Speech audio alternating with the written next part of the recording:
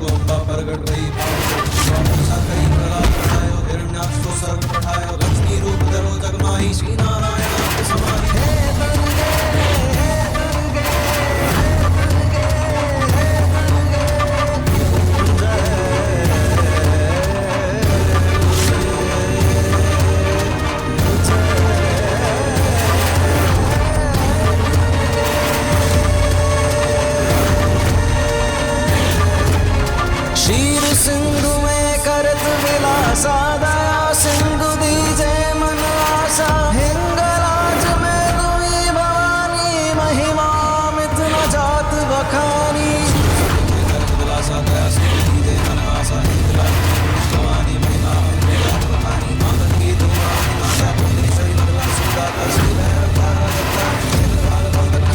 शरणागत की बखानी जय जय जय जगदम्ब भवानी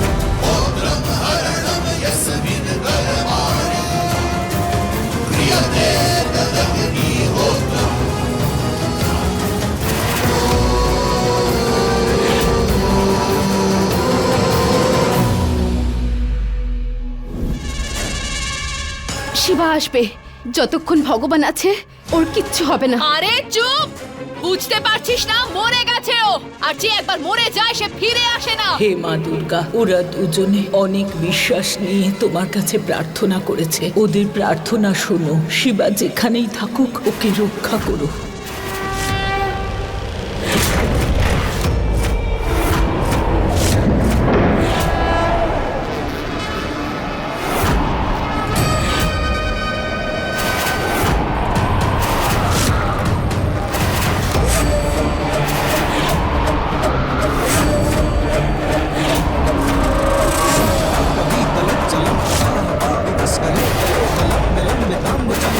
Malikon,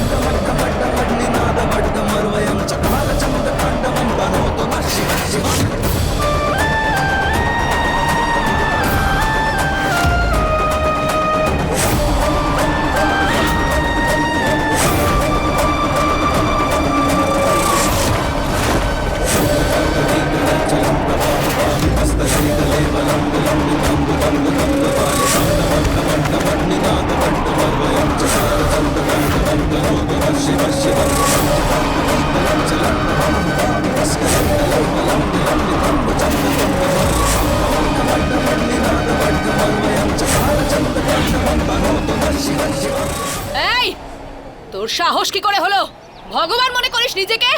বাঁচালি কেন ওকে? উত্তর দে, কে তুই? দাদা, দাদা ওঠো, দাদা ওঠো না, দাদা, দাদা ওঠো না। বেঁচে দাদা। আছে।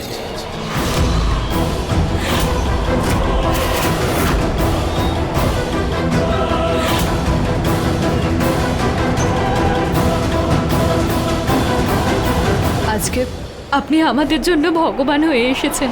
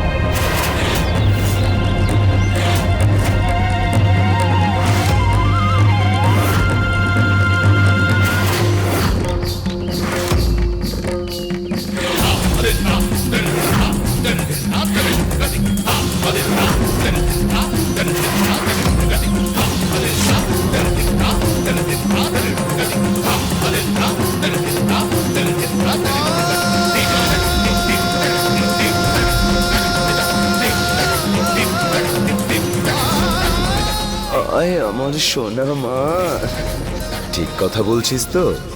ঠিক কথা বলছিস তো? বাবা,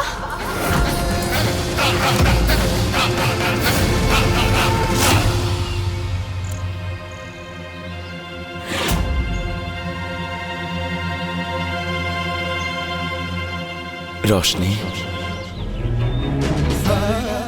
আয়।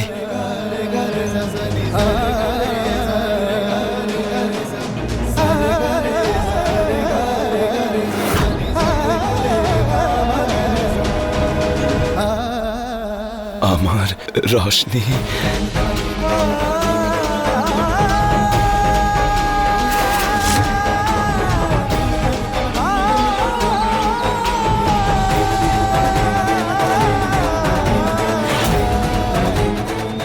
দাদা, দাদা ওঠো, দাদা দেখো বাবা এসেছে।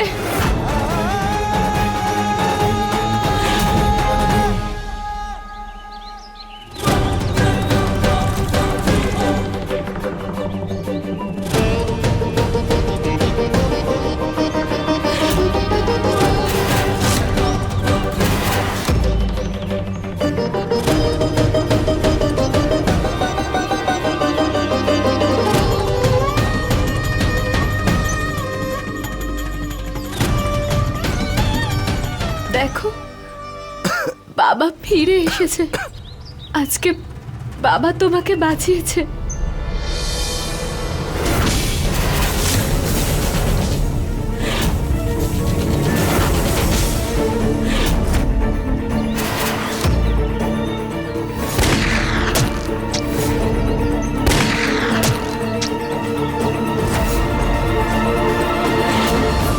দাদা, তুমি জানো চাঁদনিমা দাইমা হয়ে আমাদের উপরে একটা ষড়যন্ত্র করেছিল। আমাদের বাবা ফিরে এসেছে দাদা। বাবা তোমাকেও চাঁদনি মায়ের গুন্ডার হাত থেকে বাঁচিয়েছে।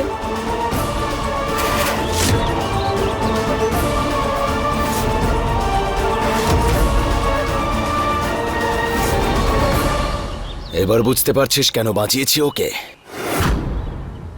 আমার সন্তান ও।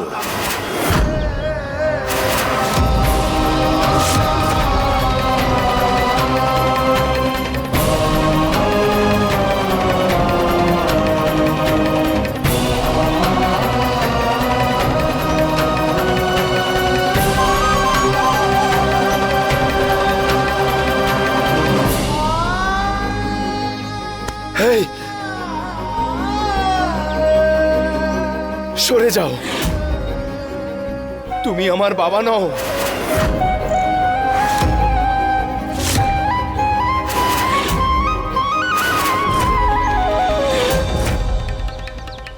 ও কোনো ছদ্মবেশে এসেছে। আমি চোখের সামনে বাবাকে মারা যেতে দেখেছিলাম। ও ছদ্মবেশে এসেছে। আমাকে ছোঁয়ার চেষ্টা করবে না তুমি। দাদা দাদা ইনি আমাদের বাবা, তুমি দেখো। আরে না, উনি আমার বাবা নয়, বলছি তো তোকে। কে তুমি? কি উদ্দেশ্য নিয়ে এসেছো এখানে?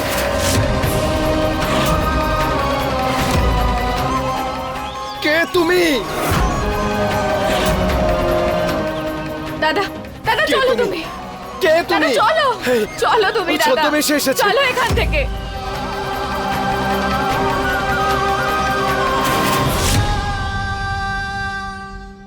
রোশনি, রোশনি, বসো তুমি এখানে। যখনই তুমি রেগে থাকো না, ঠিক ভুল কিছুই নজরে পড়ে না তোমার। আরে ঠিক ভুল তুই বুঝতে পারছিস না রোশনি। হ্যাঁ, বাবার সাথে ওর মুখের মিল আছে, কিন্তু উনি আমাদের বাবা নন। যদি এরকমই হয় তাহলে উনি তোমাকে চিনল কি করে, আর আমাকে কি করে চিনলো দাদা বলো? তুমি তো চলে গিয়েছিলে আমাদের নামে একটা চিঠি লিখে রেখে দিয়ে, আমাদের জ্যান্ত মেরে ফেলে। তুমি জানো না বাবা তোমাকে বাঁচিয়ে আমাদের উপর কত বড় উপকার করেছে। আর তোমার চলে যাওয়ার পর ওই চাঁদনি মা তার আসল রূপ দেখাতে শুরু করেছিল। যদি বাবা তোমাকে বাঁচিয়ে নিয়ে না আসতো, আমরাও কেউ বেঁচে থাকতাম না।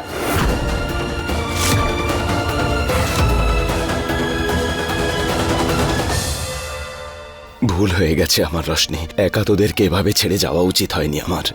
আমি জানতাম না যে চাঁদনিমা এভাবে আমাদের বাড়িতে লুকিয়ে বসে আছে।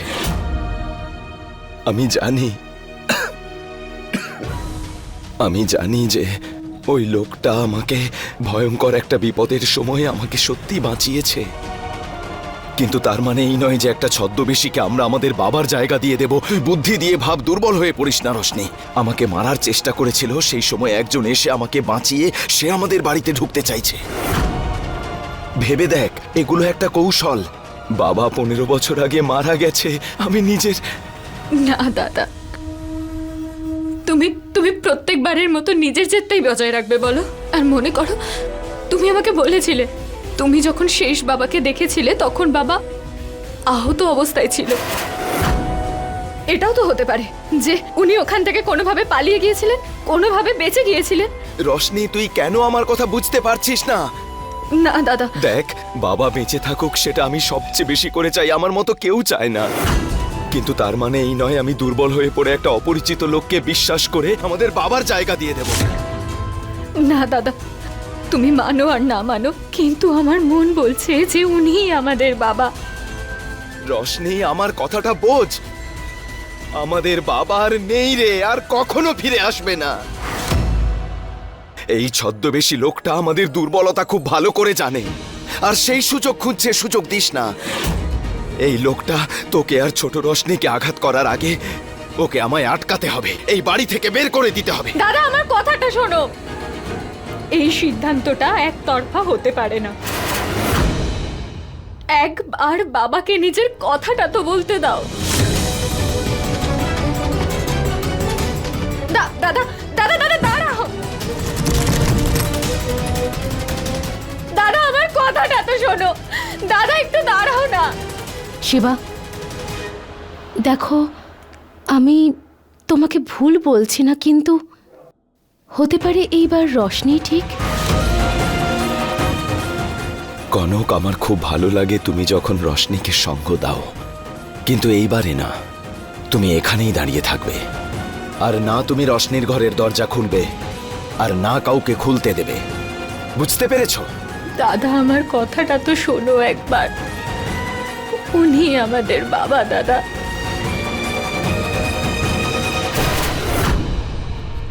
শুধু এই জন্মে কেন, কোনো জন্মেই তুই আমার মৃত স্বামী হতে পারিস না। কে তুই? বেরিয়ে যা এখান থেকে।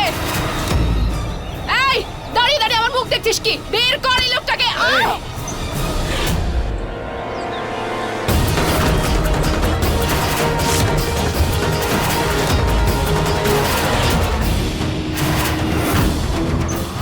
এই বাড়ির মালিক আমি, ঠাকুর উমেদ প্রতাপ সিং।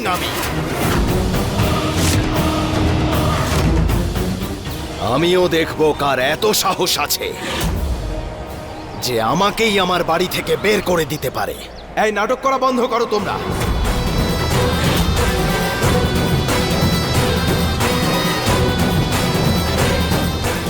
ঠকবাজ তোমরা দুজনে। ধাইমা সেজে একজন আমার বাড়িতে লুকিয়েছিল,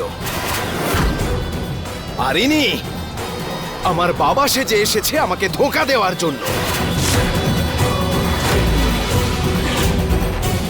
ছদ্মবেশী, কে তুমি? আরে কেন পাঠিয়েছো একে? শিবা, আমাকে বিশ্বাস কর, আমি তো একে চিনিও না, কোনো সম্পর্ক নেই এই লোকটার সাথে আমার। আমি তো শুধু এই বাড়িতে থাকতে চাই, আমাকে ক্ষমা করে দে, আমাকে এই বাড়িতে থাকতে দে। এইসব বাজে কথা বন্ধ করো, আর তোমরা দুজনে এই মুহূর্তে বেরিয়ে যাও এখান থেকে। যাও তোমরা এখান না, থেকে, যাও। ছাড় আমাকে। ব্যাস, অনেক হয়েছে শিবরাজ।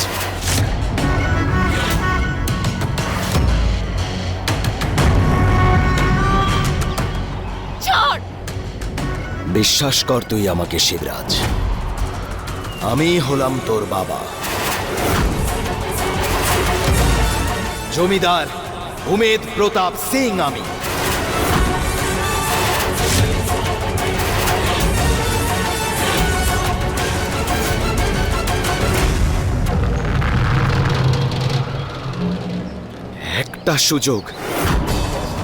একটা সুযোগ দিচ্ছি আমি তোমাকে নিজেকে প্রমাণ করার জন্য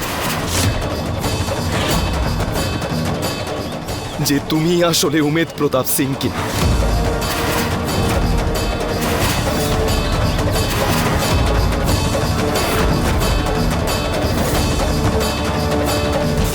এই রোশনি, রোশনি,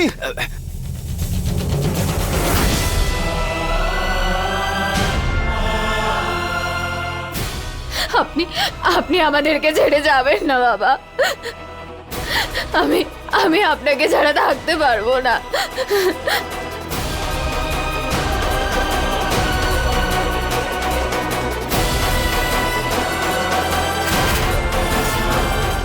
দাদা, আমি তোমার কাছে হাত জোড় করছি, বাবাকে প্লিজ বের করে দিও না, আমি থাকতে পারবো না। ইনি আমাদেরই বাবা।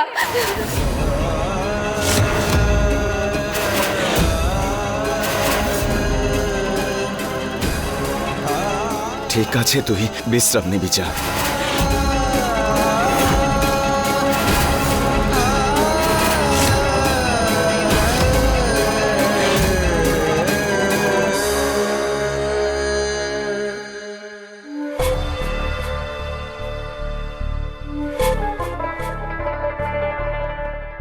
এই ভয়টাই পাচ্ছিলাম আমি কনক, এই ছদ্মবেশী কনকের দুর্বলতার সুযোগ না নেয়। আমি জানি না এই ছদ্মবেশী এ বাড়িতে কি উদ্দেশ্য নিয়ে এসেছে। আমি শুধু এটুকু জানি, যাই হয়ে যাক না কেন আমার বোনের কোনো ক্ষতি যেন না হয়, তার জন্য যাই করতে হোক না কেন এই শিবা করবে। তুমি এটা ভয় পাচ্ছ যে যদি এই লোকটা এখানে থাকে তাহলে রশনির কোনো ক্ষতি হতে পারে, কিন্তু তুমি কি এটা দেখেছো যে ও কিভাবে ওনাকে দেখে ইমোশনাল হচ্ছে? যদি উনি যাওয়ার পরে ওর কোনো বড় ক্ষতি হয়ে যায়, আমি তোমার চিন্তাও বুঝতে পারছি, কিন্তু তুমি যেভাবে এই সমস্যার সমাধান করতে চাইছো সেটাও কিন্তু ঠিক নয়। হ্যাঁ কনক, তুমি ঠিক বলছো। রশনির মনের কথাটাও ভাবা উচিত। ভুল হয়েছে আমার,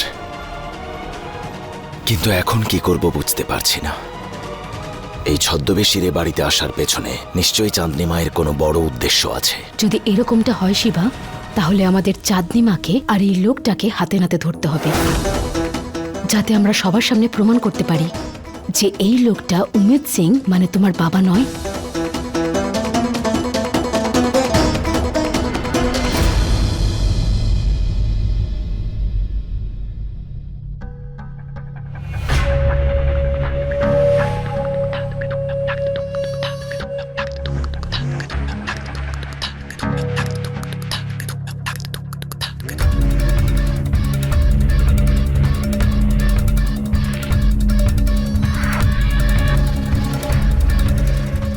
বারোটা বেজে গেছে, মনে হচ্ছে না আজকে আর ঘর থেকে বাইরে বেরোবে। কাল থেকে এর ওপর নজরদারি চালাতে হবে।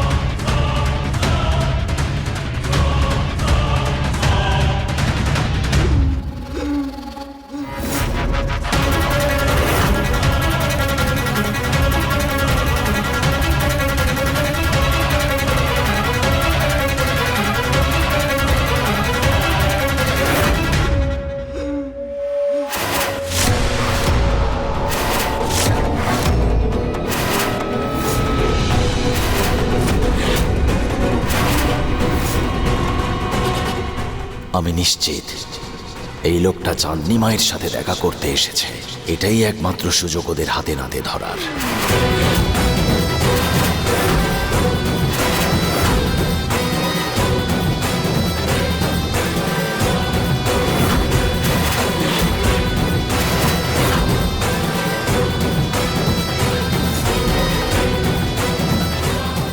ও, এবার খেলাটা চাঁদনিমা নয়, মুং সিং খেলেছে।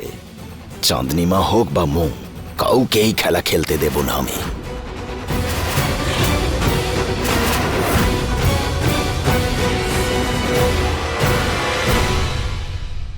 তুমিই তো বলেছিলে যে তুমি আমাদের বাবা। তাহলে এত রাতে চোরের মতো মুং সিং এর সাথে দেখা করছো কেন? আসল রূপটা তাহলে সামনে চলে এলো তোমার। শিবা, তুই যা ভাবছিস ভুল ভাবছিস। সেটা তো এখনই জলের মতো পরিষ্কার হয়ে যাবে যখন আমি মুং সিংকে আমার মতো করে প্রশ্ন করব। হয় এদিকে, এই দাঁড়া।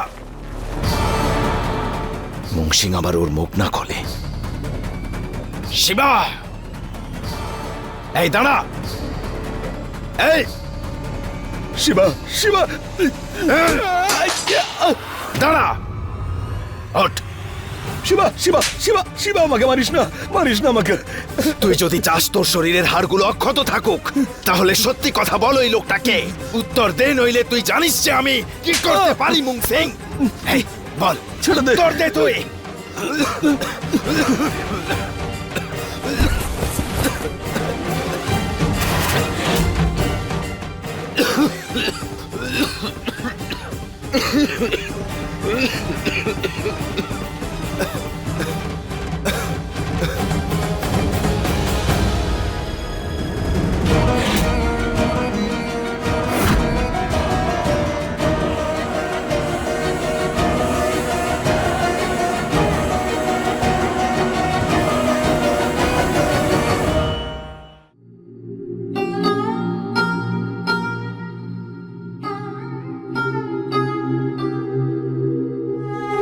বারান্দায় অজ্ঞান অবস্থায় পড়েছিল শিবা।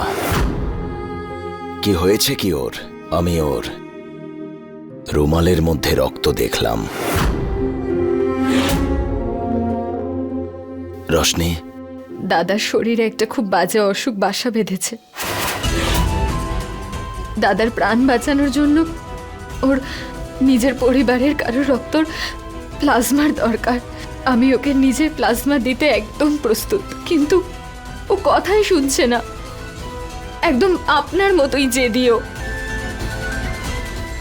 আর দিনের পর দিন ওর শরীরের অবস্থা আরো খারাপ হয়ে যাচ্ছে।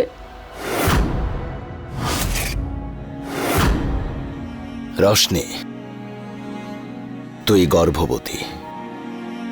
তোর সন্তানের যাতে কোনো ক্ষতি না হয়, তাই শিবা কোনোদিনও তোর থেকে রক্ত নেবে না। কিন্তু ওর শরীরের মধ্যে আমার রক্ত বইছে, তো আমার রক্ত দিতে পারি ওকে।